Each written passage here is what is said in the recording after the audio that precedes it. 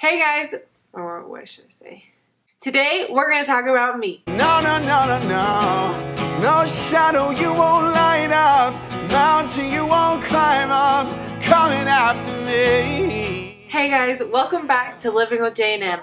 We have not been filming. We have not been doing anything. We have been busy. We're in the middle of some major transition time. A lot of stuff coming up that we're so excited to tell you about. But today I wanted to film a video so we can get stuff back on YouTube so we can start talking to you guys again. And today I decided to film a video all about me, what I like, what I don't like. I have wrote down a list of 12 things, but I don't know if I will think of some during the way, so it might be more than 12, but I'm excited to tell you a few things about me. Alright, so first things first, I'm on my floor in the living room.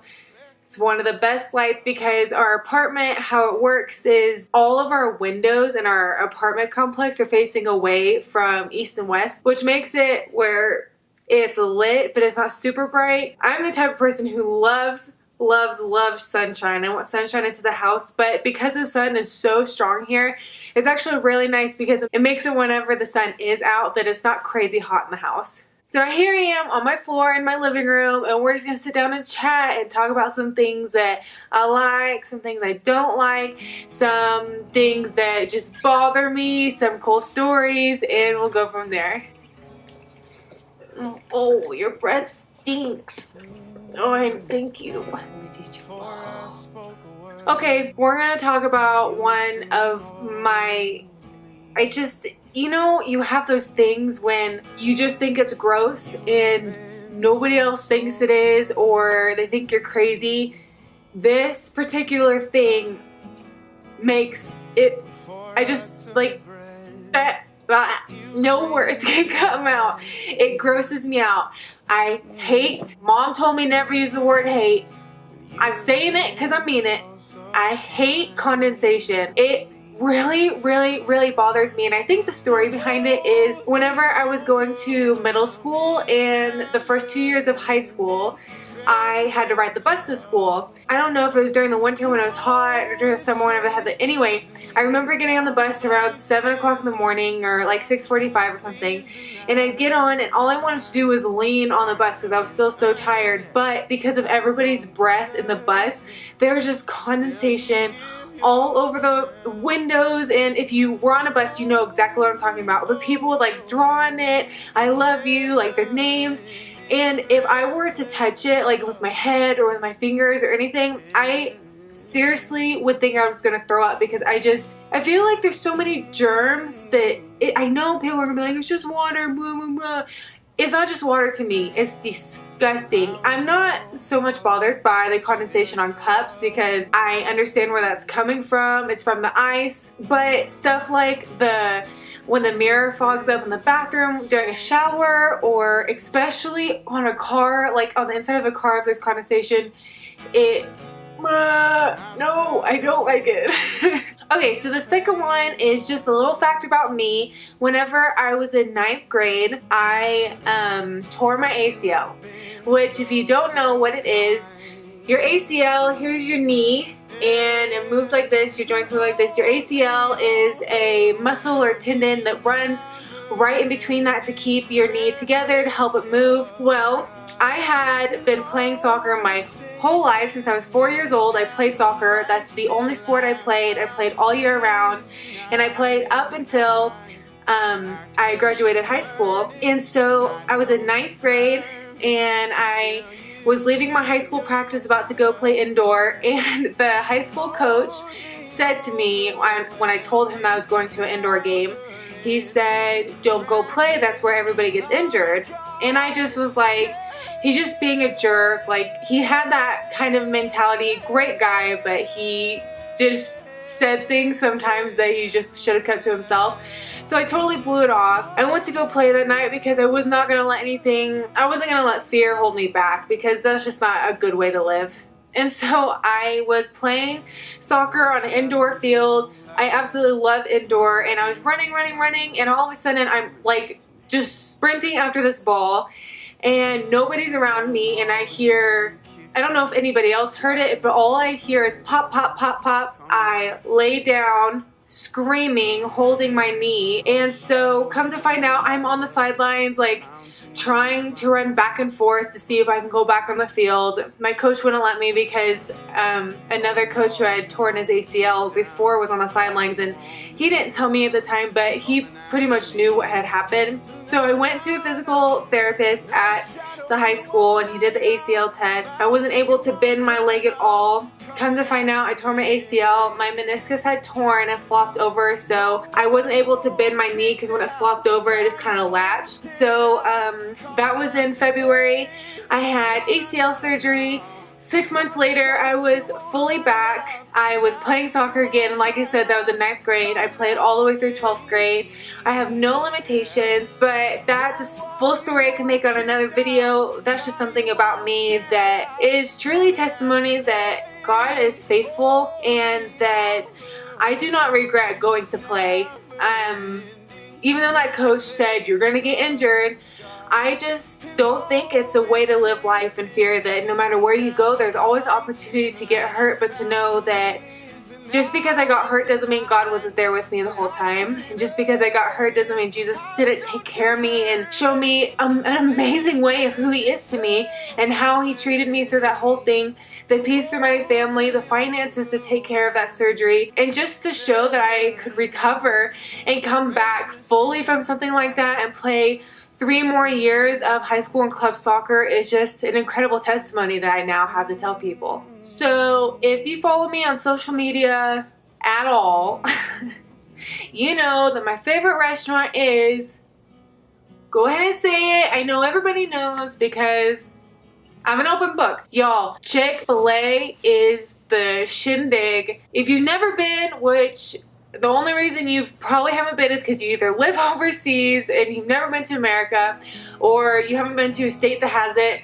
I'm not kidding. It's manna from heaven. I have it on my bucket list to own a Chick-fil-A one day and to franchise it. I go there as much as I can. I finally talked Jon into liking it. He used to not like Chick-fil-A. Now he loves it, which is great. I go in. I usually get their 8-piece nugget count meal with a sweet tea and those heavenly manna from heaven waffle fries, and I get their honey mustard. I just, it's like I'm going to church. That place is amazing. So anyway, I love Chick-fil-A, and if you want to give me a gift card or you want to bless me, know that that's where we will go. And usually if you're like, hey, let's go out, I'm like, cool, let's go get Chick-fil-A because that's my place, just to let you know. The 4th thing I want to talk about is love languages. For me, I am totally, if you go off of the 5 love languages, the book, and you can take a little test, there's 5 different love languages that you are wrapped around. So your personality tends to like one thing more than the other. I'm going to read it off my phone, but there's 5 official love languages, and it's words of affirmation, quality time, receiving gifts, acts of service, and physical touch. And so ever since I was little, I mean, anybody who, you know, helped raise me, especially my parents, knew that words of affirmation was totally my love language. If they were even slightly upset at me and told me, I would just cry because I didn't want anybody to be upset at me. And the fact that they had to explain that to me with their words really taught me and disciplined me right then what it was. And it was the same growing up. Whenever I thought into words too much, or I always think about how I should say something to someone, whenever I'm giving to someone else, I want to tell them about it. So words are totally something I love to receive. I love when my husband tells me, just communicates with me. Words are just my love language, and Jon is so amazing at that. He talks to me and communicates with me so well. So I want to kind of go through how my love language has transformed and what I kind of joke about. Words of affirmation is totally like 150% me. There is no shadow of a doubt that that's something that I love, and that's what my heart really tends to be drawn to. Whenever Jon and I started dating, he's more physical touch. That's his love language. He likes to have a hand on his back, or to hold hands, or to kiss on each other. And when you're married, You know what I'm talking about? So he just absolutely loves physical touch. He just likes to know that I'm there with my hand on him. So when we started dating, he was like wanting to hold my hand, you know, putting his hand on my back, and I just did not poor Jon. I just did not have that love language in me. I don't know why physical touch was more awkward. I just felt like I didn't want to do that in public. Like it was more shameful for me. And so after we got married, I just started to really enjoy physical touch. I really enjoyed in public when Jon would touch me, when he'd hold my hand, when he would hug on me, whenever he just had some part of his hand or he was backed up against me. I just loved knowing that he was there. So it's been fun to see since I've got married. I actually really formed to love physical touch just almost as much as I love words of affirmation, just because my spouse loves it so much. It became something I love. But something I joke about is my love language is Chick-fil-A and sunshine. And so if there's one thing that I just absolutely love, it's going outside when it's hot out and when the sun's out. I love to just lay by the pool. I love to be outside, to go on a hike, to go on a walk, to lay in a hammock. Hammocks are my absolute favorite. And just to enjoy the sun. I don't know, like for Jon, sun exhausts him. When he goes outside, he gets all tired, his eyes are shut, he just wants to go to sleep. For me, it refuels me. It just makes me feel great. So I love the sunshine. Okay, a really weird fact, and it's pretty short and simple, is my favorite color shirt to wear is white. And like this one has some design on it. I love whenever different colors are on the shirt, but for some reason, my favorite color shirt to wear, if I could have one, they're like, okay, you can only have one color to wear for the rest of your life, it would be white. Even though it's a dangerous color to wear when you're eating or when you're drinking coffee or whatever you're drinking, it still just makes me happy to wear a white shirt, be able to put on almost any color shoe, wear a pair of jeans, pair of shorts, and go out the door. I have to tell you a story about the first lie I ever told. And I was probably like 7, I don't know. But this is the first lie I ever told that I can physically remember, and we're gonna go there. Whenever I was younger, we had myself, and then we had my sister who's 5 years younger. And then we had some really good friends who would come over. And she was 2 years younger than me. And the son was 3-4 months older than my youngest sister. So we were all pretty similar in age when it comes from the difference. And one day I brought scissors into my bedroom. This friend Savannah and she was in the room. I don't even remember if she did this, but I cut off all the tags on my stuffed animals because I had a gazillion stuffed animals, and so I cut off all the tags on them. And I was bringing the scissors back out, and my mom asked me, did you cut off the tags on the stuffed animals? And I said, no, it was Savannah. I just remember that being the moment that was the first time I had blamed something on someone else and lied about it. I really have nothing else to say besides, sorry Savannah. My number 7 is I have a love-hate relationship with getting pedicures. I love pedicures.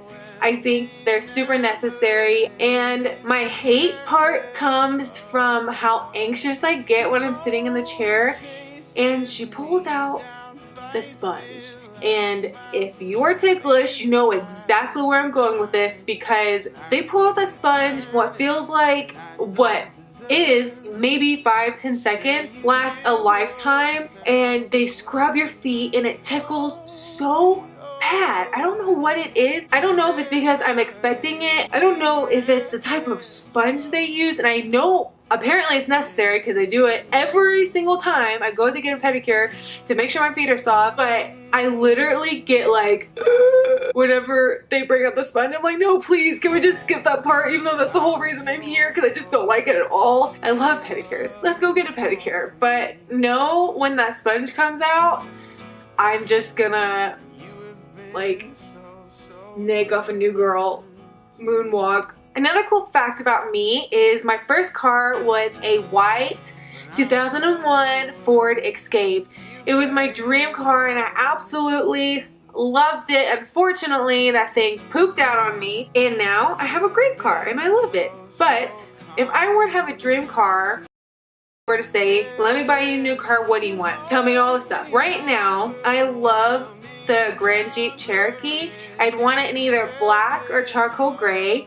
I'd want a leather black interior with a sunroof, heated seats, all inclusive, like the whole shindig. I love that car. I'm not a huge fan of Jeeps. I don't know a whole lot about them, but they really nailed it when it came to the interior and the size and shape of that Grand Jeep Cherokee. So if I were to buy a car right now, that's what it would be. The ninth thing I want to tell you is I love baseball hats. And that's it.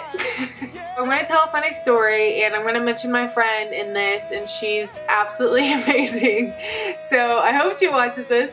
I never made straight A's, and I was a good student. So a little backstory, I had a friend named Melissa. We grew up together like all through kindergarten, all through 12th grade. We went to the same school. We played soccer together for like 5th grade all the way through when we graduated high school. And so anyway, that's a little backstory about her and I. So she, when it comes to academics, is very disciplined and very smart. And so all through elementary, all through middle school, all through high school, she just makes straight A's because she works very, very, very hard. And so I worked hard too, and I always looked at her and said, I want to get straight A's because Melissa Ringema gets straight A's. And so, I mean, the truth of it is, I probably just didn't work as hard as she did because she works hard at everything she does. And I never once made straight A's. I always had 1B no matter what class it was. I had 1B in all A's, and I only ever made all A's and B's. So another thing about Melissa is she's an author of a book, and she's writing more right now, and so I'm actually going to link her book below. It's amazing. If you haven't read it yet, you should. It's really insightful, and the way she words things is so well. Okay, so 2 more things. One thing is my biggest pet peeve in the whole world, and I'm just going to talk about it because it's totally okay to say this. It really, really bothers me whenever somebody says, just for example, I have a coat on and an extra coat that no one's using. And somebody looking at the coat is over there shivering, is super cold, and says, oh, I wish I had a jacket. Oh, if there was someone in this world that have a jacket that they could let me borrow, that would just be fantastic. And I'm over there with my jacket. And if you would have just asked me for the jacket, I would have been totally fine giving it to you. But my biggest pet peeve in the whole world, like this is it, this is tops it all, is I do not like when people suggest around things asking for it. So whenever they suggest it, oh, I'm so cold, when they hint around it instead of just saying, hey, I'm cold, do you mind if I borrow that jacket? And I know this comes with boldness and just being confident enough to say, hey, I'm in need of something. But for me, if I need something, I'm either going to suck it up or I'm going to ask it, because I know that personally I do not like when people hint around needing something that I can so easily give them. So this 12th one is a story about my friend Jennifer and I getting lost in the middle of Italy at night on a hike with our dogs and no cell phone service. I don't think I have to go on. I honestly think that that pretty much described it, nailed it right on the head, because it just, okay, I'm just gonna tell a story. We decided to get our dogs and we threw them in the car and we said, there's a hike like 25 minutes away. Let's just hop in the car and go for a hike. So we went. Well, it took us like a gazillion years to find where the hike started. So where it said it started, it didn't. Where I wanted you to park was like really far away from it. So 2.5 hours after getting there, we find the start of the hike, of the trail we were going to follow from instructions of this hiker that we knew. So we start following the trail, and it was like I don't know, probably 3 o'clock. So we were doing fine. We only thought the hike was going to take maybe an hour, hour and a half. So we're walking and walking and walking. It's so pretty. The dogs are having a really good time. We have some cute pictures and we're walking and we get to a place where the markers stop. So they're not showing you where the trail's going. We got to a place where we hit this road. We had no idea what it was doing. So we backtracked and then went back the same way because we were following the trail signs. We just decided, okay, we're just gonna walk against this road because it kind of looks like you're gonna follow the road and then get back on through the woods and go back up to the parking lot. So we start walking on this road and we keep walking and we keep walking and then we go into this trail where we thought it was, and it starts to get dark. And so we're like, well, we can't hike through the woods in the middle of the night, and it's starting to get really cold. Jennifer has a small dog named Sophie, and we didn't want her to freeze her buns off. So we went to the road, finally got phone service. We both only had like 5-10% on our phones. We found this Catholic like Jesus memorial on the side of the road that was lit up. So we got all the dogs, we curled up next to the side of the road, we're laughing so hard. I got a hold of John, he was able to come pick us up and take us to our cars. Long story short, we were lost, and I'm just gonna admit it. And we needed help, and my husband came to pick us up. I now know if I start a hike in the afternoon, I just don't need to ever start a hike in the afternoon. That's just a no-no. Like, hiker, beginning, more, or whatever. I know a few friends that hike. I really enjoy hiking, especially here in Colorado Springs. But if you don't know the trail, you don't know where you're going, Jennifer and I learned from that day on, no, just don't, just turn around. But it was a great time. I had such a good time with Jennifer. We laughed about it. It's funny to talk about now, even though my mom probably doesn't think it's funny and her mom probably doesn't think it's funny. We're safe, so it's all good. Thank you guys so much for watching Living with J&M. We appreciate you guys being so patient with us not uploading videos, but we're so excited to be on YouTube again and to be more consistent with it. If you have any video ideas, put them in the comments below. We are looking for stuff to do, what you guys think we should do, what you guys like watching, so that we can recreate it and try to make a fun YouTube channel for you guys. If you like this video, go hit that like button. Go hit the subscribe button. In the comments, I want you to go down and put a fun fact about you. Whether it's that you love Chick-fil-A, you like white shirts, you have a dog, whatever it is, know that I want to know, and we want to get to know our subscribers a little bit better. So go put that in the comments below. Alright, thanks for watching Living with J&M. We'll see you next time.